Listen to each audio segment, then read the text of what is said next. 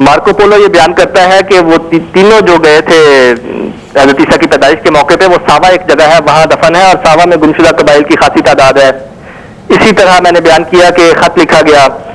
اور آگے چلے تو ہرات کا شہر آتا ہے جی، اور ہرات کے شہر کے بارے میں سیف بن محمد بن یعقوب الحروی ہیں جو 7ویں صدی ہجری میں گزرے ہیں اور ہرات کے ہی رہنے والے تھے، اس لیے حروی کہلاتے تھے.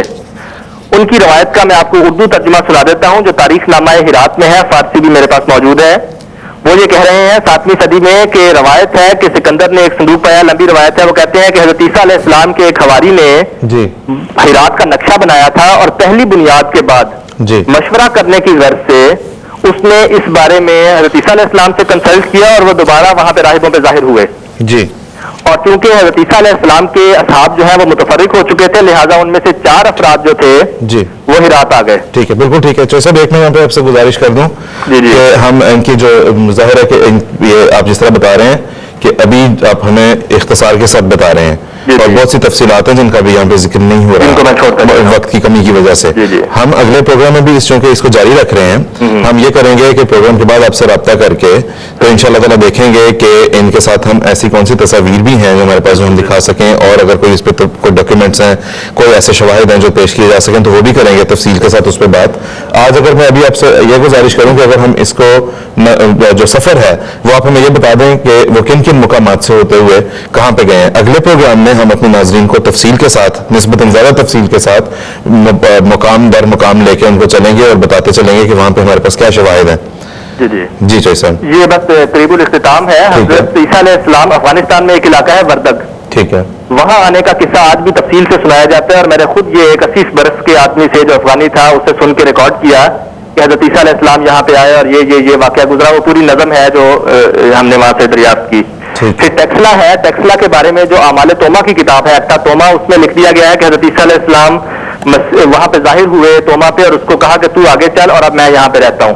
جی، اور وہاں پہ تھوڑے سے الفاظ کو نئے ایڈیشن میں یا پرانے جب اس میں 3ری صدی کے بعد تحریف ہوئی تو وہ بدل دیا گیا ہے، ورنہ وہ صاف معلوم ہوتا ہے کہ یہی الفاظ ہیں کہ حضرت عیسیٰ علیہ السلام وہاں آ گئے اور توما کو جو ان کے خلیفہ تھے آگے بھیج دیا. اسی طرح ٹیکسلا میں حضرت عیسیٰ علیہ السلام نے وہاں جس وقت موقع پہ پہنچے ہیں تو ٹیکسلا میں شادی ہو رہی تھی شہزادی کی، ٹھیک ہے، تو وہ دلہا اور دلہن کو جو نسائے کی حضرت عیسیٰ علیہ السلام نے وہ آج بھی محفوظ ہیں. اچھا، اور یہاں سے پھر آگے ٹیکسلا سے آ کے پاکستان کے علاقے شروع ہو جاتے ہیں، پشاور ہے، وہاں کچھ آثار پائے جاتے ہیں، میں آگے ذکر کروں گا. پھر اگر ہم اس کو شارٹ کریں تو سری نگر تک ہم اس کو، پھر ترکستان کی طرف سفر ہے، مصر کا سارا چیپٹر بھی ہم نے چھوڑ دیا ہے تو اس کو میں چھوڑتا ہوں، صرف سری نگر کا بتا دیتا ہوں. باقی آپ تفصیل سے اس تک جان لیجئے گا کہ سری نگر میں آ کے میں نے پچھلے پروگرام میں بھی کہا تھا کہ کثرت کے ساتھ ہمیں ثبوت ملتے ہیں ہر قسم کے، اور وہاں میں آپ کے سامنے پر ایک صرف بات کر کے ایک ثبوت دے کے اس کو کلوز کرتے ہیں کہ قدیم ترین جو کشمیر کی تاریخ ہے اس کا ایک ورک ہمارے پاس، اس کا اسکین موجود ہے، میں نے آپ کے پاس بھی وہ بھیجا تھا. اس میں یہ لکھا ہوا ہے کہ یہ قبر جو محلہ خان یار میں ہے حضرت بئی نے ہی حضرت عیسیٰ روح اللہ ہے، اور یوز آصف کا نام انہوں نے اختیار کیا ہوا تھا. تو یہ یہاں سے میں اس بات کو ختم کرتا ہوں، پھر آئندہ انشاءاللہ. ٹھیک ہے چوہے صاحب، ایک سوال ہے ایسا جو میں سمجھتا ہوں کہ ہمارے کالر ہیں وہ ہم آپ سے پوچھیں گے. احمد نواز صاحب آپ ہمارے ساتھ ہیں اس وقت. احمد نواز صاحب آپ میری آواز سن سکتے ہیں؟ ہاں جی، السلام علیکم. جی وعلیکم السلام. جی نواز صاحب آپ کوئی سوال پوچھنا چاہتے ہیں؟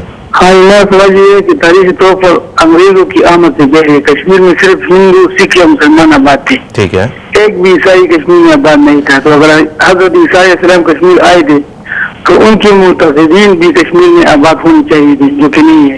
اچھا جی، بڑا اچھا سوال ہے آپ کا، بڑا ویلڈ کوشچن ہے، میں ضرور کہوں گا یہ. احمد نواز صاحب بہت بہت شکریہ.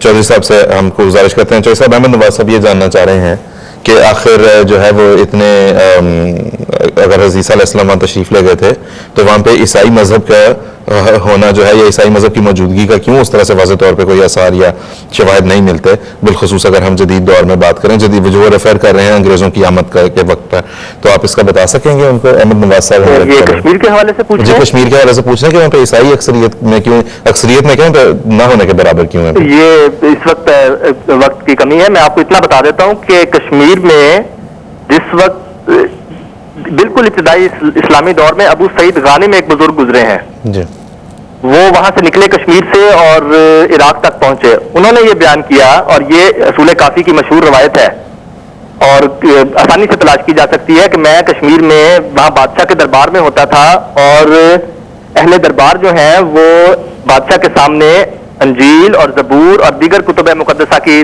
تلاوت کیا کرتے تھے اور ہم ان کو مد نظر رکھ کے وہاں پہ مذہبی مباحث کیا کرتے تھے. جی تو یہ بالکل کشمیر کی تاریخ سے ثابت ہے کہ وہاں پہ ان کا کلچر, ان کا لباس, اصل میں تو وہ بنی اسرائیلی قبائل تھے جو جن کو حضرت عیسیٰ علیہ السلام نے اپنا پیغام پہنچایا. اور یہی بات ابو سعید غانم کر رہے ہیں کہ ان میں یہ بات بھی چلتی تھی کہ نبی کریم صلی اللہ علیہ وسلم نے آنا ہے اور یہ حضرت عیسیٰ علیہ السلام نے ان کو پیغام دیا تھا. لہذا وہ اس قسم کے مسیحی نہیں تھے تسلیس والے, بلکہ وہ موحد مسیحی تھے اور ان کا یہ عقیدہ تھا کہ وہ نبی جس نے آنا ہے اس کے آنے کا زمانہ قریب ہو گیا اور اسی کی تلاش کے لیے ابو سعید غانم وہاں سے چلے. ٹھیک ہے. اور یہ بھی کہا جاتا ہے کہ ایک خط لکھا گیا تھا نبی کریم صلی اللہ علیہ وسلم سے کشمیر کے راجا کے نام, جس کا ابھی بھی وہاں پہ میلہ ایک جگہ پہ وہ اس کی زیارت ہوتی ہے جس کنویں میں وہ کہتے ہیں بادشاہ نے پھاڑ کے ڈال دیا تھا. اس کے علاوہ ان کا لباس, ان کا حلیہ اور ایسے حوالہ جات جو کثرت سے ہیں. پھر وہاں سے ایک پادری صاحب ہے برکت اللہ صاحب, انہوں نے بیان کیا کہ وہاں سے پہاڑ کی وادی ہے کشمیر میں, وہاں سے پرانے عیسائی کتبات اور صلیبیں بھی برآمد ہوئی تھیں. اسی طرح لداخ میں سریانی زبان کے کتبات اس مسیحیت سے تعلق رکھنے والے دریافت ہوئے ہیں. جی اس طرح کافی آثار ہیں جن پہ پھر تفصیل سے روشنی ڈالی جا سکتی ہے. بالکل ٹھیک ہے چوہدری صاحب, ابھی ہم نے آپ سے ایک اور سوال بھی پوچھنا ہے جو پچھلی دفعہ ہماری آڈینس میں سے پوچھا گیا تھا, اس کی طرف ہم ابھی آتے ہیں. احمد نواز صاحب, آپ نے بھی جس طرح پوچھا ہے مظفر چوہدری صاحب نے بڑا اس کا اچھا اور خوبصورت جواب دے دیا. دوسرا یہ بھی ہے جس دور کی آپ بات کر رہے ہیں اس وقت تک تو اسلام بھی برصغیر میں پہنچ چکا تھا, لوگ ہلکا بگوش اسلام ہو چکے تھے ان مذاہب کو چھوڑ کے, ہندو مت اور سکھ مت کو, جن کا اسلام سے دور پار کا کوئی علاقہ نہیں تھا. تو یہ تو پھر جو ہے وہ اہل کتاب تھے, ایک ایسے مذہب پہ یقین رکھتے تھے جس کے نتیجے میں جو ہے اسلام کی تعلیمات پر ایمان لانا ان کے لیے نسبتاً آسان ہوا ہوگا اور یہ ہلکا بگوش اسلام ہوئے ہوں گے. ہم ابھی مظفر جی صاحب اس کا بھی پھر اگر ہمیں جواب ابھی دے رہے ہیں, پھر ہم نے مختار چیمہ صاحب سے کینیڈا میں بات کرنی ہے. ہمارے توصیف صاحب ہماری آڈینس میں جو ہے انہوں نے پچھلی دفعہ یہ پوچھا تھا, بتایا تھا کہ بہت سارے لوگ, اور یہ حقیقت ہے ہمیں ابھی ای میلز بھی آتی ہیں اور لوگ یہ سوال پوچھتے ہیں بکثرت کہ یہ جو اتنا لمبا سفر جو بیان ہو رہا ہے, کیونکہ ہم آج کل کے دور کے سوچ کے حساب سے سوچتے ہیں کہ آج کل کوئی آدمی 1 میل چل رہا ہے تو بڑے فخر سے بتاتا ہے, تو یہ اتنا طویل سفر جو ملکوں پہ پھیلا ہوا ہے یہ ایک شخص نے کیسے کر لیا ہوگا؟ صحیح. اس میں یہ ہے کہ یہی سوال حضرت اقدس مسیح موعود علیہ الصلوۃ والسلام سے بھی ہوا تھا.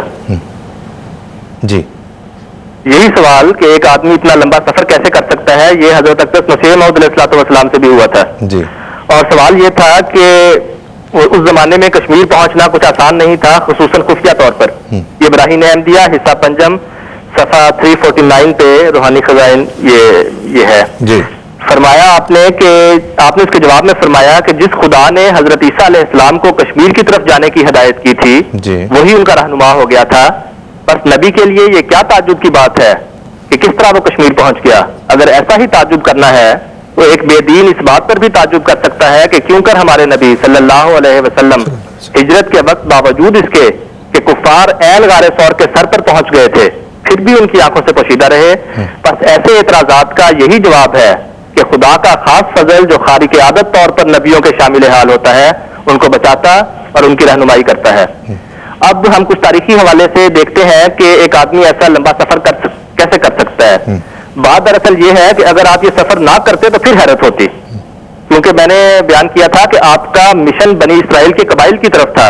اور ایک سوال اگر جب اس کی تفصیل میں جائیں گے بنی اسرائیل کی طرف آپ نے کس طرح سفر کیا تو وہاں اس کا جواب آ جائے گا. ابھی میں مختصراً یہ بیان کر دیتا ہوں کہ یہ قبائل جو ہے یہ چین تک پھیلے ہوئے تھے, عراق سے لے کے, اور وہاں تک آپ نے سفر کیا, اور اگر آپ یہ سفر نہ کرتے تو آپ کا مشن پورا نہ ہوتا. یہ بات ذہن میں رکھنی چاہیے. پھر یہ بھی بات ذہن میں رکھنی چاہیے کہ یہ کوئی ایسی بات نہیں تھی کہ یہ قبائل سفر نہیں کرتے رہتے تھے ان کے افراد, بلکہ سال کے بعض دنوں میں بعض تہواروں پہ دنیا کے ہر علاقے سے جہاں بنی اسرائیل پائے جاتے تھے وہ یروشلم پہنچتے تھے. مثلاً پینٹاکوسٹ جو آخری وہاں بیان کیا جاتا ہے اعمال کی کتاب میں, وہاں پینٹاکوسٹ کے دن میڈیا سے, فارس سے اور 10 سے زیادہ قومیتوں کے لوگ دنیا بھر سے وہاں پہ پہنچے ہوئے تھے, جن کے بارے میں کہا جاتا ہے کہ ہماریوں نے ان کو تبلیغ کی. تو دراصل اگر کسی بات کا علم نہ ہو تو اس کا یہ مطلب نہیں ہوتا کہ وہ بات موجود ہی نہیں ہے. حضرت عیسیٰ علیہ السلام کا سیاح ہونا اور دنیا میں کثرت سے سفر کرنا اتنے زیادہ حوالوں سے ثابت ہے کہ اس پروگرام میں وہ پیش نہیں کیے جا سکتے, اور نقشے سے بھی کچھ وضاحت ہو گئی ہے. پھر یہ آخری بات میں عرض کرتا ہوں کہ اگر ہم یہ مثالیں گزشتہ انبیاء اور سیاحوں کی آپ کے سامنے میں پیش کروں چند ایک, تو بات بہت زیادہ واضح ہو جائے گی. مثلاً حضرت ابراہیم علیہ السلام ہے، آپ کے بارے میں ڈیڈ سی اسکرول جو ابھی دریافت ہوئے صحائف قمران سے، جو کہ محفوظ ترین عبرانی دستاویزات ہیں، وہاں سے مکاشفہ ابراہیم برآمد ہوا ہے، اور اس میں یہ لکھا ہوا ہے کہ اللہ تعالیٰ نے کشفاً حضرت ابراہیم علیہ السلام کو وہ ساری حدود دکھائیں، بارڈرز دکھائے اس ایریا کے جو ان کی اولاد کو عطا ہونا تھا، اور پھر آپ کو حکم دیا کہ اب آپ اس کی تمام جو حاشیہ ہے اس ساری وسیع علاقے کا اس پہ سفر کریں جو کئی ہزار میل بنتا ہے. بالکل ٹھیک ہے. اور اگر اس کو نہ بھی ہم سامنے اس وقت رکھیں تو پھر بھی بائبل سے اور جو روایات سے آپ کے سفر کا حال معلوم ہوتا ہے. کہاں ایران کے قریب سے اٹھ کے آپ بغداد کے علاقوں کے پاس سے اڑ کے علاقے سے اٹھ کے تو آپ مصر تک جاتے ہیں، واپس آتے ہیں، پھر مکہ کی طرف کئی سفر کرتے ہیں. ٹھیک ہے. تو سفر کرنا. پھر اگر دوسری بات حضرت عیسیٰ کے حضرت ابراہیم کے زمانے کے کچھ بات دیکھیں تو ڈیریس جو تھا 600 عیسوی میں، اس نے ایرانی بادشاہ اس نے ایک سڑک بنوائی تھی جو یونان کے شہر سادس سے لے کر سوسا تک پھیلی ہوئی تھی، ایران کے دارالحکومت تک. یہ 1500 میل لمبی سڑک تھی اور اس پر 3 ماہ پیدل جو چلنے والا تھا وہ 3 ماہ میں 1500 کلومیٹر طے کرتا تھا. اور گھڑ سوار جو گھوڑا بدلتا تھا ہر منزل پہ وہ صرف 14 دن میں یہ 1500 میل کا سفر کرتا تھا. اسی طرح مارکو پولو فیملی کو تو ہر کوئی جانتا ہے، ان کا جو سفر شروع ہوا ہے. بالکل ٹھیک ہے چوئی صاحب. میں سمجھتا ہوں کہ جتنا وقت ہمارے پاس ہے اس میں بڑا اچھا اور بہت جامع اچھا خوبصورت جواب آپ نے دے دیا توصیف صاحب کو بھی. اور